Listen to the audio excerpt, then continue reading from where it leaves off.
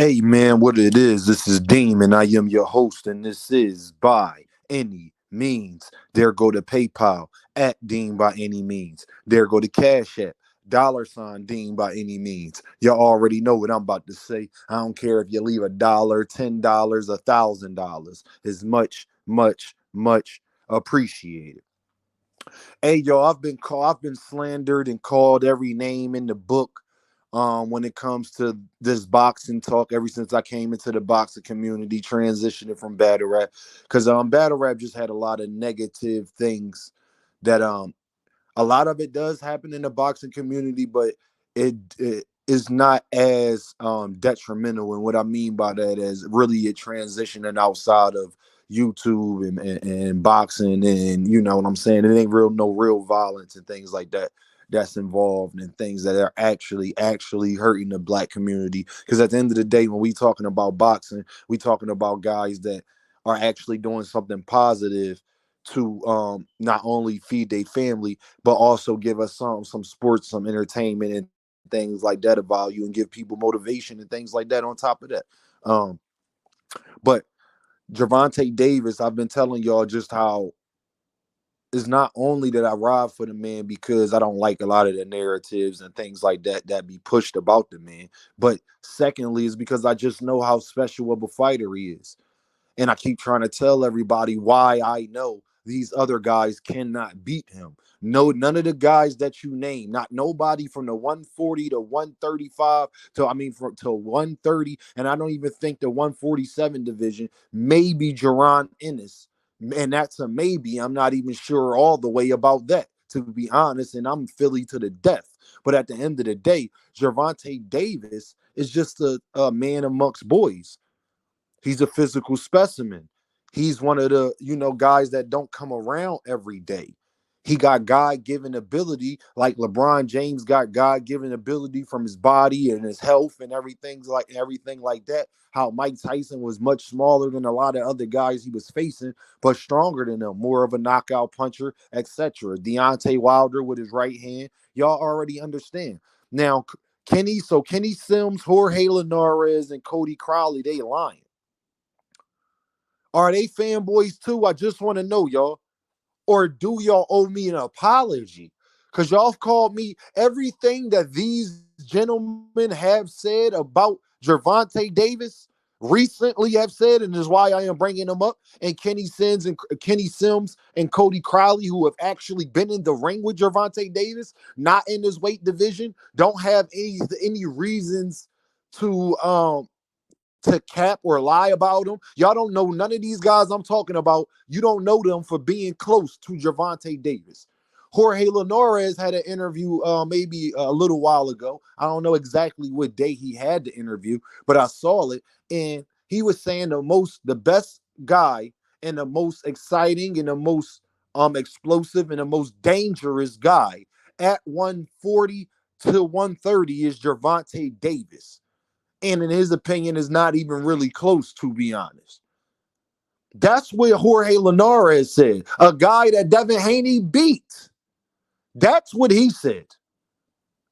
Is he a fanboy of Gervonta Davis? He could have named anybody else. He could have said Shakur Stevenson, Lomachenko, Williams Zepeda, Frank Martin, Teofimo Lopez, Sabril Matias, Devin Haney, etc., etc., etc. But he didn't. He said Gervonta Davis for his boxing skills. The same stuff that I've told y'all for the last, I don't know, maybe year and some change since I've been running around on these boxing panels and created my own channel.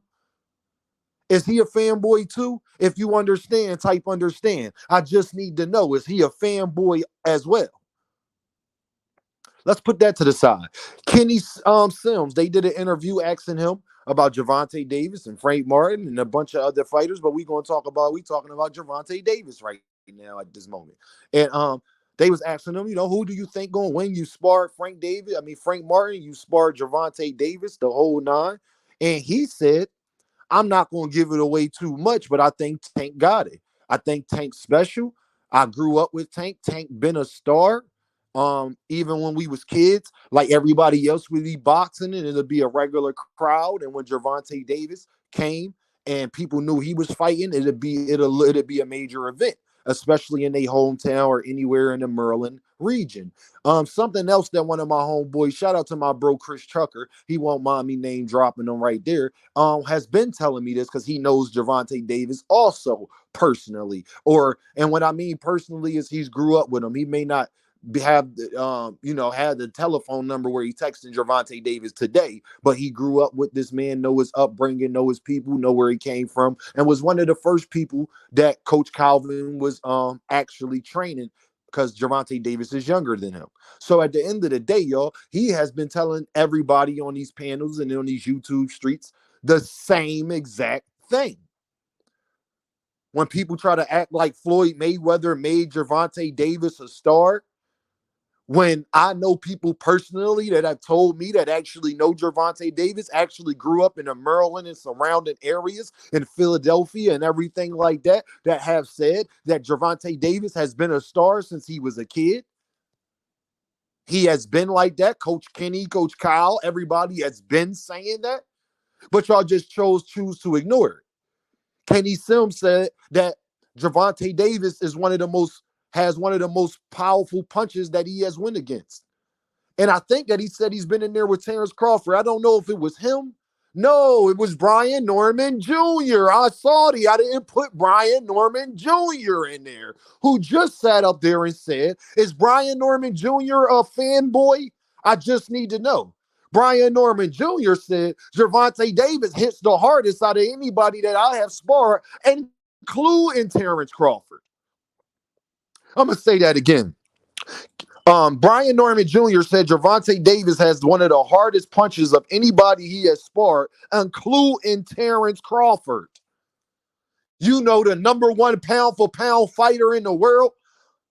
But when I tell y'all that these fighters, what's going to happen when Tank touches them? Are they going to be able to handle it? Are they a better boxer? Do they have the skills and the capability to keep Tank off of them?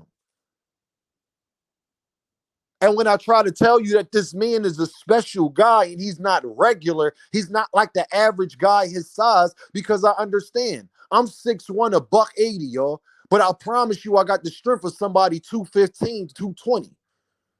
That is a fact. That's not me conjecture, because I got homeboys that are bigger than me, way more than me, way around those weights, and they can't lift what I can lift. Their legs aren't defined the way mine are. Their thighs aren't bigger than mine. Their calves aren't bigger than mine. No diddy. You understand what I'm saying? Just because you may be physically, Frank Martin is bigger than Gervonta Davis. He's not stronger than Gervonta Davis, even though Frank Martin has all the muscles in the world. Is Brian Norman Jr. a fanboy for saying the same exact thing that I have been telling y'all for Lord knows how long? Cody Crowley about to fight Jaron Ennis. And they asked him who one of the most people that he think is, who was one of his toughest sparrings, who's somebody that he thinks underrated, blah, blah, blah. You know who he said? Gervonta Davis. He said the hardest he has been punched was not by middleweights. He has sparred people that fight at 160. He has sparred people that fight at 160. And I think he has sparred some notable names. I ain't going to mention all of them because I ain't sure that it was him that said it. But I know that he has sparred a lot of notable names in the sport of boxing. Guys way bigger than Gervonta Davis. He said the hardest he was hit by was by Gervonta Tank Davis. He said his explosion is unmatched. And it's not just the punch that you see. It's when he hits you and you don't see it coming. Because he's that explosive. He said the man hit him so hard that he was in there, he had to get his grounds together. This is with headgear on and 16-ounce gloves against somebody that fight at 147. Actually, about to fight, I think right now, is one of the top 3, top 4 most dangerous fighters in the world. And Jaron Boots Ennis, just in case you don't know who I was talking about. Or is Cody Crowley a fanboy? Do you know Cody Crowley to be friends with Gervonta Davis? Do y'all see them post pictures together and things like that? Are they fanboys for saying the same exact thing that I have been telling y'all? I guess they don't know what they talking about neither. Now that's three different fighters, I believe, at three different weight divisions. And they all have said the same thing. And they're not the only guys that have said this. That is not just them that have said this, but I'm just using those guys as a prime example because Kenny Sims is a pretty good boxer on the up and coming. He has, but the thing about Kenny Sims that's special is that he has sparred basically everybody. Cody Crowley is about to fight. Brian Norman Jr. just had a devastating knockout. And Jorge Linares is one of Devin Haney's most notable opponents. And they all have said the same exact thing about Gervonta Davis, not including Terrence Crawford and Noah Inoue and people like that. There are number one, number two, number three on the pound for pound list back to what they have said about Gervonta Davis. But never mind that. I'm not even going to bring them two individuals in this. I just want to know, are they fanboys as well for saying this, having the same beliefs that I have? I just want to know, professional boxers, are they fanboys as well for having the same beliefs that your boy Dean got, that I've been telling y'all, that I know to be true, that I know is going to happen? You know why? Because I haven't seen too many people get hit cleanly by Gervonta Davis and they be okay. So maybe all of these individuals are lying on about Gervonta Davis, but I don't see the reason that they would have to do that. They're giving you their honest opinions about questions they are asked. They're not just bringing Gervonta Davis' name up out of the blue like a rabbit out of the hat. They're not doing that. Give people credit, me, myself included, because I be fair. I am a fan of Gervonta Davis from what he does in the ring. I've been on these specials since the first time I ever saw him fight. And people get mad at me for defending and saying that this man is special. Y'all need to stop sleeping on him. Y'all need to appreciate him. Listen, it don't matter what the weight division is. If you anybody near his weight division, if he tapped that chin like he told Terrence Crawford, you're going to go to bed. I'm not like everybody else. Don't put me in their category. They are not me.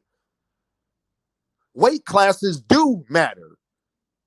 But guess what? Special fighters also matter, also are a part of boxing. Freaks of nature, people who attain things that other people don't, like Zach Levine's jumping ability.